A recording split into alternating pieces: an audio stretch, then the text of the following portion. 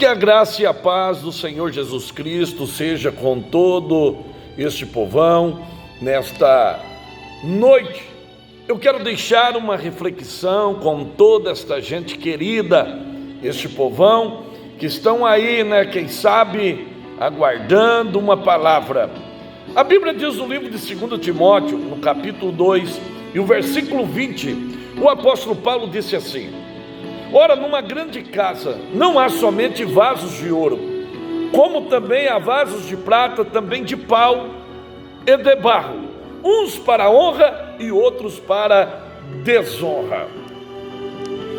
Então vocês vejam bem, meus amados, olhando aqui a palavra de Deus nesta oportunidade, Deus ele sempre ele está pronto para fazer alguma coisa. Agora, o que é importante é que o vaso tem que estar à disponibilidade para que Deus possa fazer. Pois uma coisa é certa, é que para Deus fazer milagres, Deus precisa de vasos disponíveis. Se não tiver vasos disponíveis, não tem como Deus fazer nada. Assim foi a multiplicação do azeite da viúva, lá no capítulo 4 do livro do 2 Reis, pois o profeta mandou ela emprestar vasos dos vizinhos e trazer a quantidade que fosse. Não tinha como se diz, não tinha uma quantidade estipulada. O quanto ela pudesse encontrar e trazê-lo, ela deveria trazer. Pois outra coisa interessante foi nos dias do casamento lá em Caná da Galileia, aonde Jesus também transformou a água em vinho. Então, na realidade, tinha que ter ali os vasos à disponibilidade. Deus, ele quer fazer e ele pode fazer maravilhas. Agora, quando nós apresentamos a ele como vasos disponíveis, aí ele está pronto para realizar.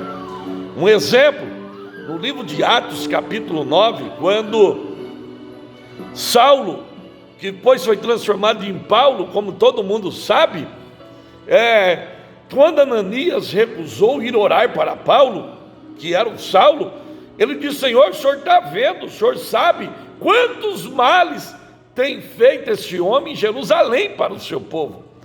Mas o que Jesus disse? Não, vai lá e ora por ele, porque ele é um vaso escolhido, preparado para mim. Agora, uma coisa é certa, que quando você olha para esse capítulo 2 aqui de 2 Timóteo, você vê que tem vasos de ouro. O ouro significa a glória de Deus. Vasos de prata significa os talentos que Deus ele coloca na vida do homem por medida, como está no capítulo 27 do livro de Levítico, tá? Quando você olha para o vaso de madeira, vasos de pau, o que acontece? Está referindo ao homem, tá certo? Se você olhar as 6 casas que Paulo ele cita no capítulo 3 do livro de 1 Coríntios, de versículo de número 10 a seguir, você vai ver 6 tipos de casa, e ali você vai ver o vaso de ouro, prata, pedra preciosa, de madeira, e depois você vai ver o de feno e palha. Então ali você tira as suas conclusões. Também quando trata-se de vaso, por exemplo, quando nós analisamos isso aqui, uma coisa é certa, que nós, quando somos inflexíveis, então o que acontece? Precisamos ser moldados por Deus, pois enquanto nós estivermos inflexíveis, o que vem a ser isso? Quando nós procuramos ter uma dura serviço, quando nós procuramos não nos dobrarmos diante das situações, das circunstâncias, e permanecemos irredutível, então o que acontece? Deus ele vai nos moldar, ele vai trabalhar para que nós chegamos ao ponto que ele quer que nós chegamos. Isso é uma realidade. Às vezes somos inflexíveis para perdoar, somos inflexíveis quando somos corrigidos né? Então, infelizmente, a situação é esta. E Deus, Ele nos corrige de várias formas. Deus nos corrige através da sua palavra, através do homem, através das circunstâncias da vida. Deus nos corrige quando nós deixamos de ser corrigido pelo próprio homem. Então, as circunstâncias da vida se encarregam de nos corrigir, e não tem como nós fugir das circunstâncias da vida. Pois é muito certo, quando Deus ele fala com Jeremias, todo mundo, por exemplo, quando trata-se de um vaso de pedra, como que vai ser usado? Porque ali está, é pedra, não tem como ser usado.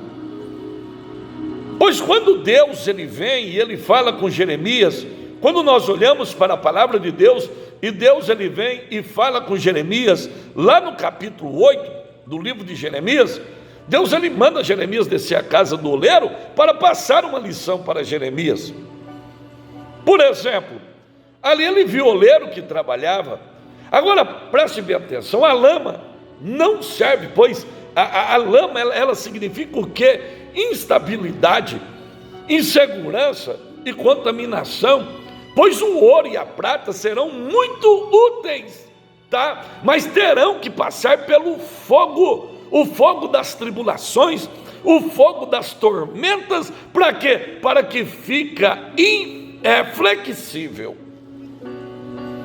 Pois se você pegar o material, você vê que não tem condições. Mas quando passa pelo fogo, tira todas as escórias, tira todas as sujeiras, tira tudo aquilo, aquelas imperfeições, serão arrancadas quando passa pelo fogo. Pois é uma realidade. Pois há condições do vaso, o vaso precisa estar limpo por dentro e por fora. Aqui nós vemos aqui incluídos os pecados visíveis e ocultos, que muitas vezes está no corpo, está na alma, está no espírito. Por isso que Paulo, no capítulo 7 do livro de 2 Coríntios, versículo 1, ele manda que nós venhamos nos purificar de toda a imundícia que há no espírito, que há no corpo. Por quê? Porque a imundícia está entranhada, e a imundícia é o quê? O pecado. Precisa que nós venhamos purificarmos. Então muitas vezes está no oculto, que ninguém sabe, ninguém conhece. Por exemplo, o homem vê pelo lado de fora, mas Deus ele vê pelo lado de dentro. Por exemplo, tudo que somos pelo lado de fora é aquilo que somos por dentro, porque aquilo que se revela pelo lado de fora é aquilo que já está dentro de nós.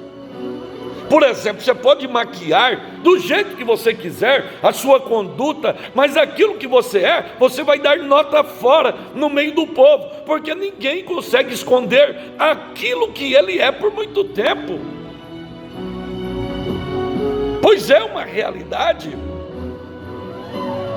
Pois a Bíblia, os vasos na época que nós encontramos, eram vasos que continham águas. Como você vê em João, lá no capítulo 2, depois Jesus ele fez a transformação de água em vinho. Você vê também que vasos eram colocados perfume, né? Você vai encontrar que era colocado perfume nos vasos. Isto é uma realidade. O capítulo 4 que eu citei anteriormente, era colocado azeite. Você vai encontrar o vaso de maná, que era colocado maná lá no livro do Êxodo, capítulo 16, versículo 33. Você encontra também em Hebreus, capítulo 4, capítulo 9 e versículo de número 4, que o vaso de maná ia dentro da arca da aliança. Você vai encontrar.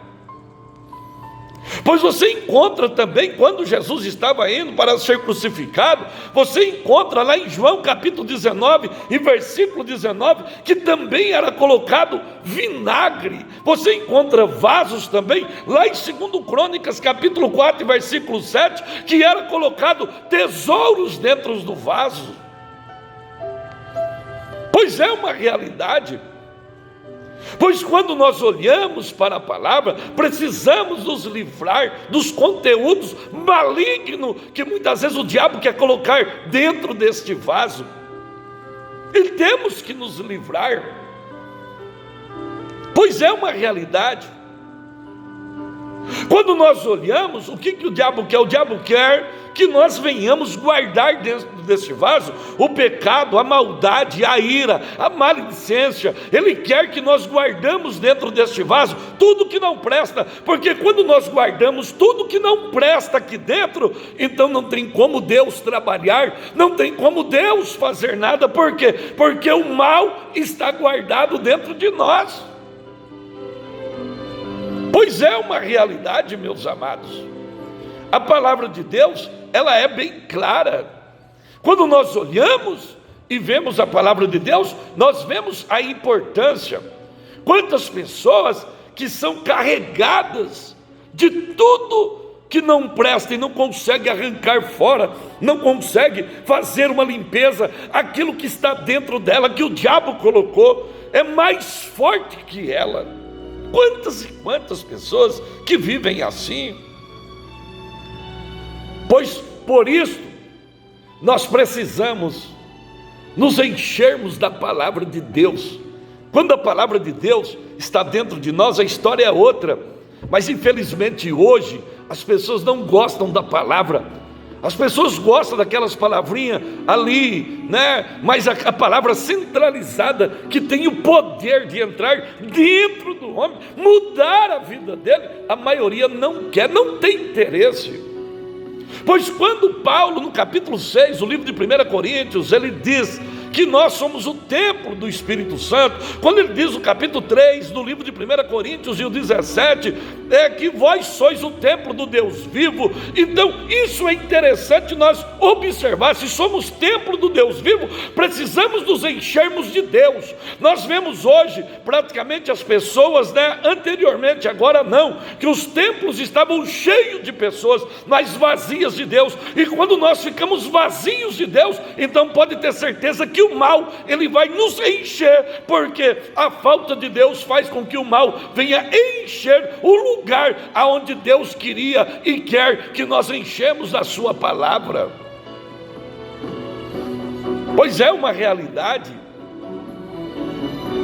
Pois quando olhamos para a palavra de Deus e vemos a importância que ela tem, nós vemos que um vaso, ele tem que sempre ser utilizado, pois Deus precisa de vasos ornamentais.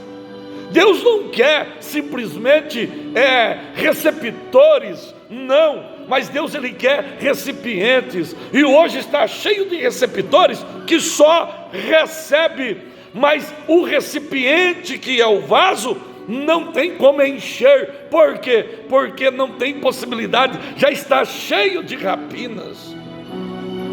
Mas Deus, ele quer aqueles que recebem e guardam, e conserve, e compartilhe aquilo que recebe de Deus na sua vida. Para quê? Para que seja utilizado através do poder da palavra, através da fé, através do amor, através da unção, através da virtude do Espírito Santo de Deus.